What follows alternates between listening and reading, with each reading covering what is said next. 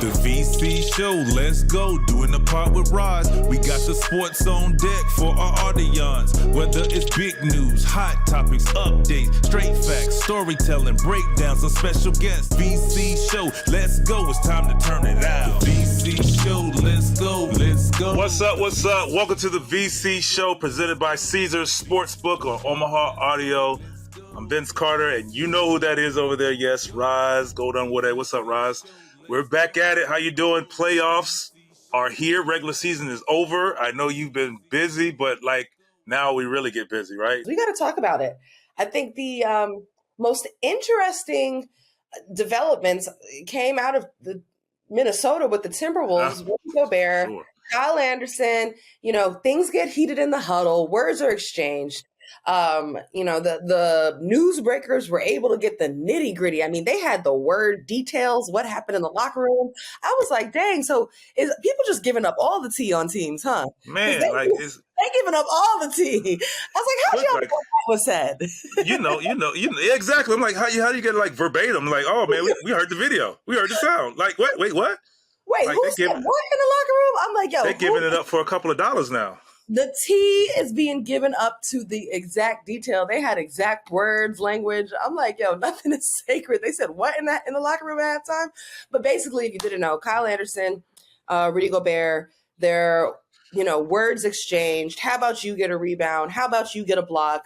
Shut up, and some cuss words, and people calling people out their names. Rudy gives a swing. It's actually Taurean Prince, who in my covering of the Timberwolves is one of the veteran respected voices on that team. And he stood up and his reaction was interesting too. He kind of pushed Rudy, he didn't the other way. Yeah. Situation. He didn't just say, hey guys, stop. He kind of gave Rudy a push back. So there's a lot to be interpreted on the moment. Rudy ends up suspended for a game. That keeps him out of the play-in game in LA against the Los Angeles Lakers. The biggest game of the year for them.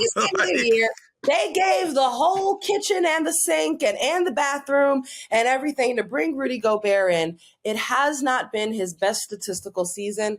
That may not reflect the effort and intention that I'm sure he has. And, he did not make the trip to travel to LA to play against the Lakers. So what do you make of this situation? I guess we'll start from top. How do we reflect on what happened in the huddle? How's that going for players? Heated discussions happen all the time. And some get to where you're nose to nose. Sometimes you get pushing and shoving, stuff thrown at each other. It happens. You can't watch all the games so you don't see it, but it happens often. I've been a part of a few of those that has happened at halftime. I've been in a few back and forth. It's just,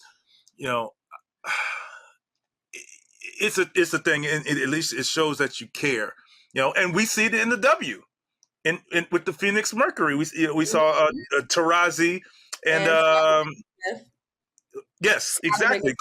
Skylar going after it. So it's just, you love the competitive juices because it's you want to win, and that's what you're all about. You have to just be able to rein it in, say your piece. You have to, if you're gonna say it, you got to be able to take it, and then deal with it in the locker room. Deal with it at halftime, so on and so forth. And Rudy Gobert came out saying, he let the best, let it get to him, the best of him, and he should have handled it differently. And here you are, like you said, they gave the house, condo, and the dog for my man, and he's not available. Which they brought him in for is the playoffs and to be their rim protector.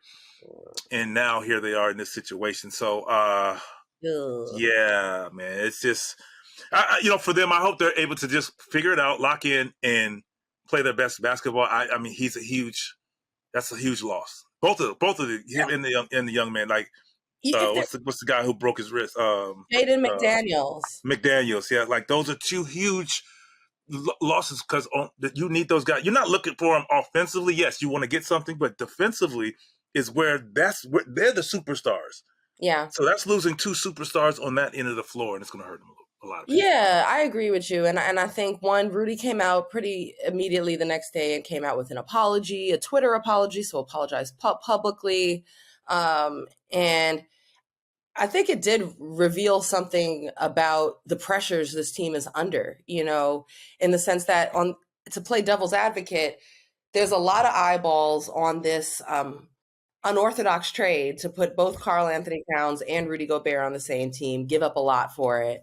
The numbers and production weren't necessarily matching the expectation of Rudy, but also you've got to give some understanding that it takes time for these things to mesh. For a large majority of the season, Karl Anthony Towns wasn't there. There have been injuries, players in and out. It's hard to find that rhythm with availability issues.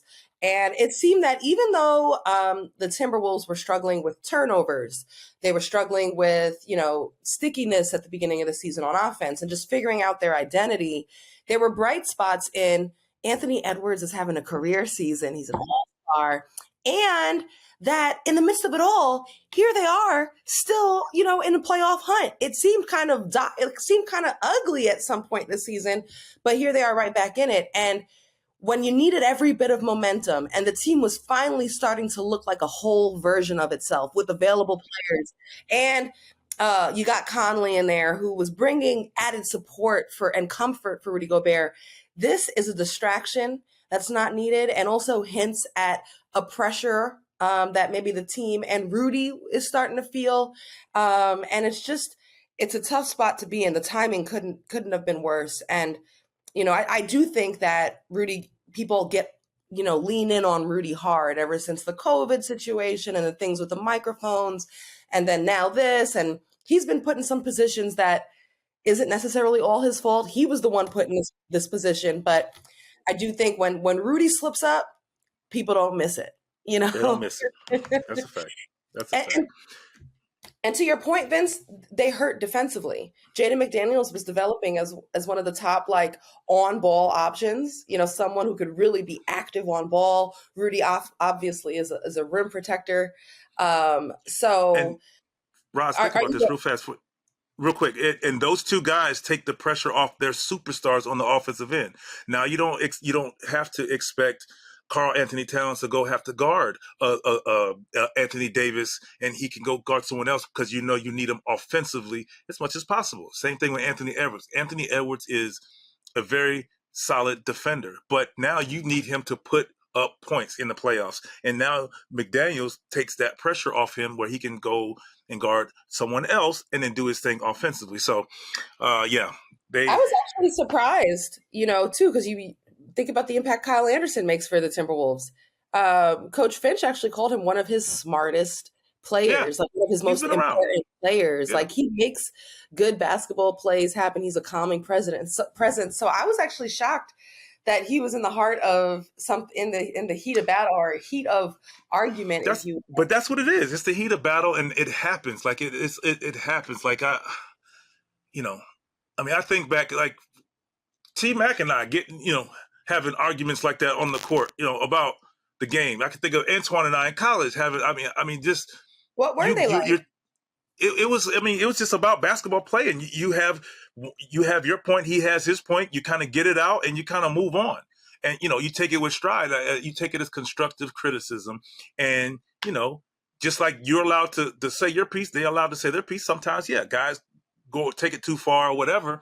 And that's when emotions jump into it. So, we could blame Rudy for doing too much. We could say Kyle Anderson did too much with how he went about it, being one of their veterans and their leaders. So, I'm sure they all wish they could take it back because of where they are right now in this situation. But these things happen. They happen all the time.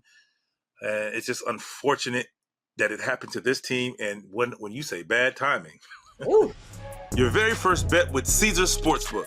It's on Caesars. Just sign up with promo code OMAHAFULL, OMAHAFULL. Then place your first bet. If you win, great. You keep your winnings. But if your first bet loses, you'll receive your stake back as a bonus bet. Kick your feet up, you can find us on all platforms. In that form, so be the hottest on them platforms. Your family now, got to listen to what we talking about. The VC show, let's go, it's time to turn it out. The VC show, let's go, let's go. The VC show, let's go, let's go. The VC How concerned are you? do you see that being a big deal for them as they go up against the Lakers? Should the Lakers have a problem with the Timberwolves without both Rudy Gobert and Jaden McDaniels? They have what it takes to score with the best of them offensively. I mean, you're not losing the threat offensively; it's defensively. So they could probably keep up. I don't think they will win this game. If there's a Minnesota, I don't think Minnesota will win. But if there's a fortunate thing for the Minnesota Timberwolves, they have put themselves in a position where if you're not going to be in the top 6, the next best thing is to be 7th or 8th. Because you just need one win, but you get 2 tries. You get 2 tries. So they're at least now after this is over with, you put it behind you, whether they win or lose, and you get at least Gobert back. I still think McDaniels is going to be a huge loss if they're able to get themselves in the playoffs, because you're going to need him. He's gone for the season, period. Rudy Gobert, you will get back. So I think that's where things get dicey for them, particularly in the West with the guards and forwards that they're going to have to see if they get in is going to be tough. So, they've put themselves in a position where, yes, this is unfortunate game, against this Lakers team. If they don't win, they still have another opportunity to get in. Yeah. Do you think that there's an advantage, Vince, too, for Lakers players who all of those new guys have ties to the Minnesota Timberwolves? They played for them. Is that something that might be added motivation for those guys now in the Lakers? Especially for D'Lo, more than anybody.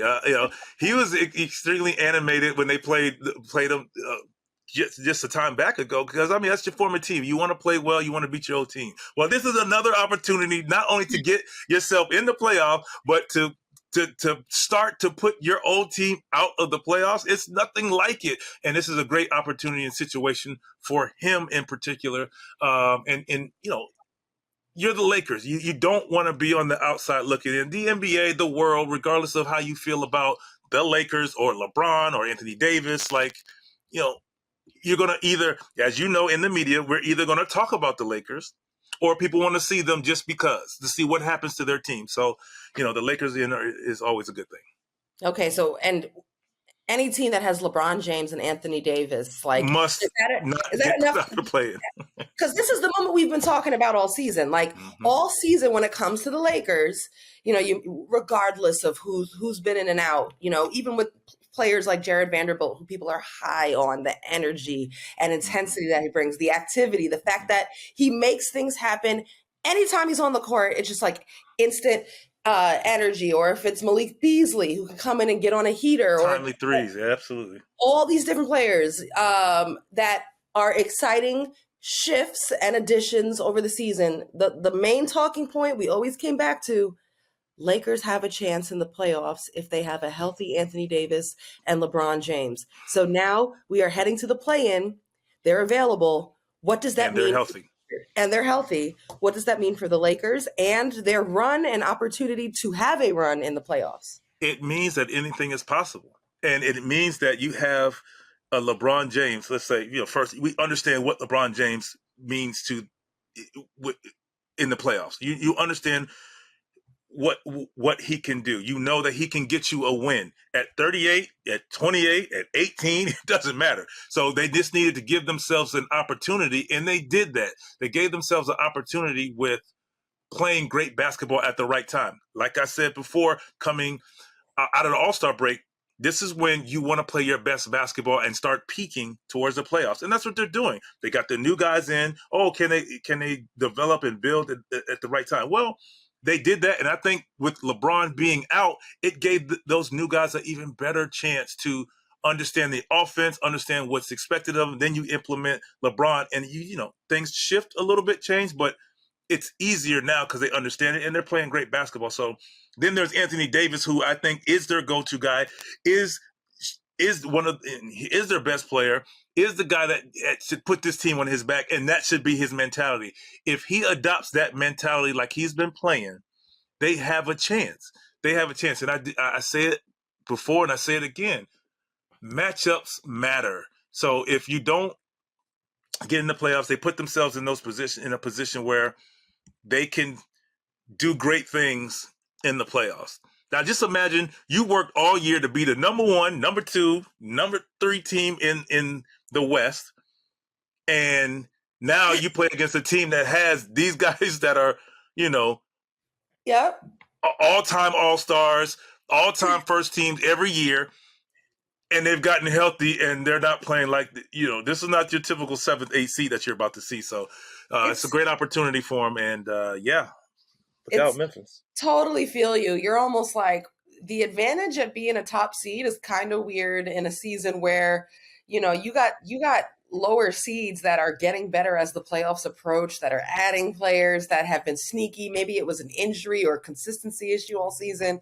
And then they literally don't even know who they're playing. I mean, of course, it's a scouting, team for each team, and they're working on it. But there's something nice about, hey, last week, the end of regular season play, I'm going to play this team and we can lock into that, versus I got to watch playing games and kind of mentally adjust around that. And real quick, before we move on to the next matchup, let's take the mindset of a top seed, Vince.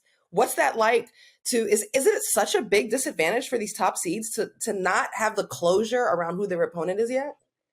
Well, I mean, it is what it is at this point, because since the play-in tournament has happened, you work hard to be the number 1 seed, and at that point you feel like you're the best team in the East and or the Western Conference. So you're like, well, whoever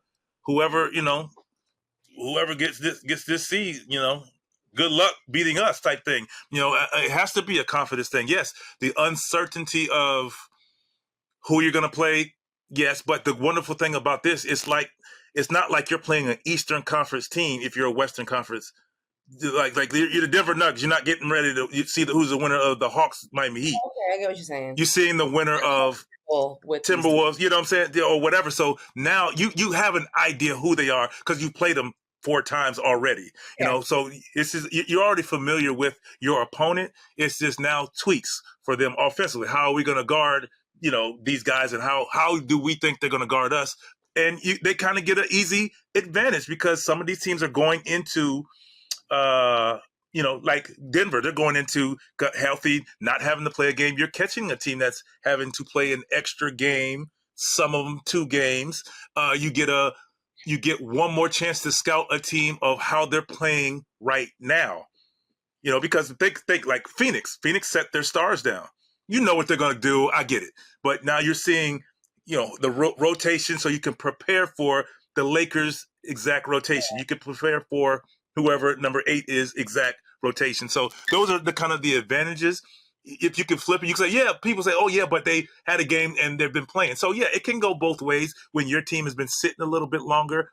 But you earn that right to be number 1. You can deal with it because you have home court advantage, which everyone wants. Okay, cool. These are all dynamics of the new play-in system here. But let's move from the West I like it, though. to the East. I like that, though. Real quick, Ross, how do you feel about the play-in? I was a little iffy when it got here, but I like it because of what it does near the end of the season now. Because I can recall being in a team that solidified a spot. And still when you solidify a spot, you sit. But now you see teams who are in the 11th, 12th spot who's 2 or 3 games out. You're seeing some great basketball because everybody's trying to get in for the most part. There's some teams who said, no, we're not getting in, if you know what I'm saying. But we'll talk about that another day. No, I mean, I think I like it. I like the added urgency to the end of the season. And I like the opportunity for more parity, for a shakeup, for, more games that mean something. And more teams that feel like they have a chance still. Yeah. It's we're 2 games out. We just with 5 games left, 2 games out. No, we're going to still finish this season strong. And it's just great basketball.